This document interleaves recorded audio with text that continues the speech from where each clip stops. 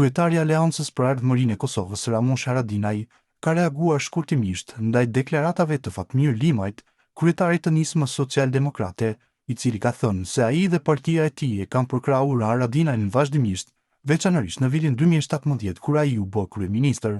Limaj kishte thënë se nisma kishte dhënë gjithë potencialin elektoral që kishte në atë kohë për të mbështetur Haradinajin, duke shtuar se nuk i kanë burg njëri tjetrit.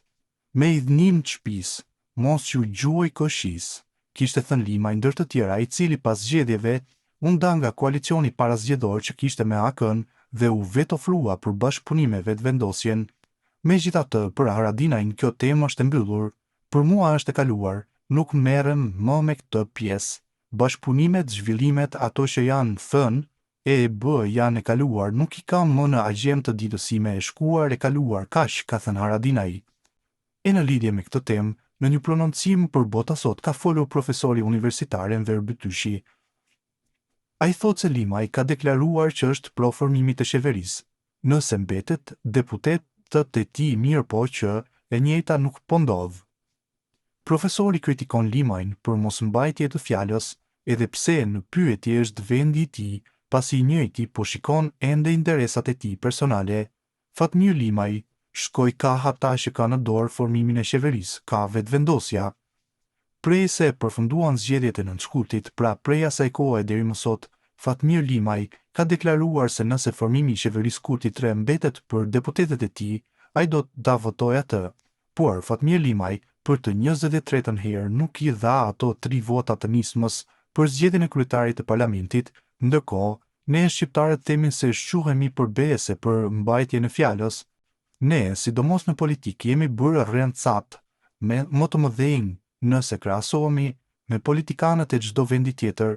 Politikanët shqiptarë nuk kanë problem që sot të thonë po dhe nesër të thonë jo, siç thoshte Churchilli në memorandumin e tij shprëngulja e shqiptarëve të 7 marsit 37.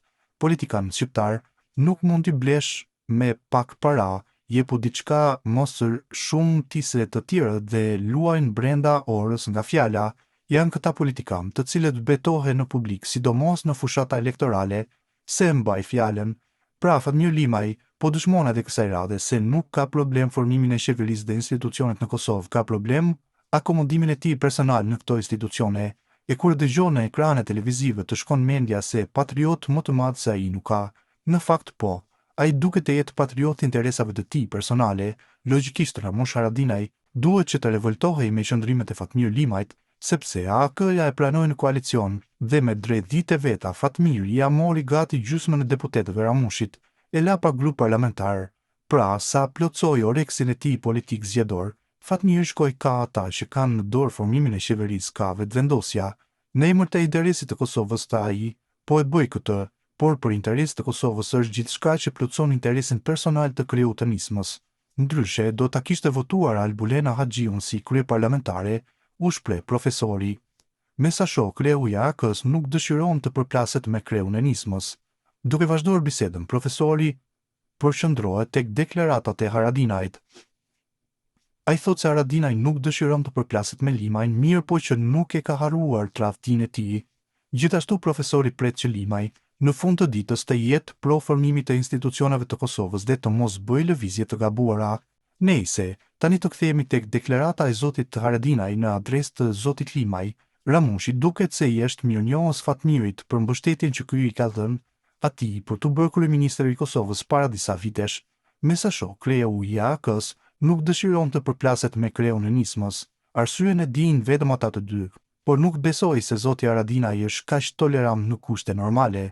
Tradhtia e Limajt do të duhej të kishte tromditur atë dhe akuzat priteshin të ishin të rrepta dhe agresive, por nuk ka ndodhur kjo. Kjo do të thotë se ose Fatmiri ka marrë diku peng Ramushin, ose kanë bërë një plan të përbashkët ata të dy, plan i cili do të zbulohet në një kohë të shkurtër. Por, pavarësisht të gjithave këtyre që tham, me rëndësi është formimi i institucioneve të Kosovës. Unë pres që Fatmir Limaj të dalë jashtë loje, sepse bëri lëvizje shumë të gabuara, herë kundër Haradinajt e herë kundër Kurtit. Mosak kundër zgjedhjes së Albulena Haxhiut si kryetare e Kuvendit të Kosovës.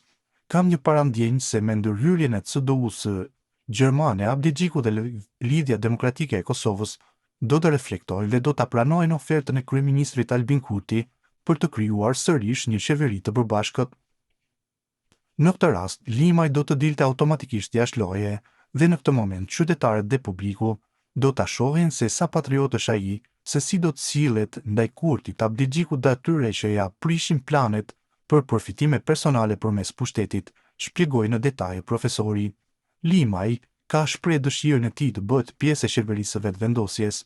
Në fund, profesori shprehet skeptik për një qeveri stabile nëse kjo qeveri ka votat e Limajt, duke përmendur ndodhinë e vitit 2020 me qeverin Kurti, duke nënvizuar bisedën, ai thotë që deklarata e Haradinajt më jep të kuptojë se Limaj ka shpreh dëshirën e tij të bëhet pjesë e qeverisë së vetvendosjes, me qëllim që gjatë procesit të formimit të institucioneve të tërheqë edhe 4 deputetët e tjerë të AK-s në këtë koalicion qeverisës.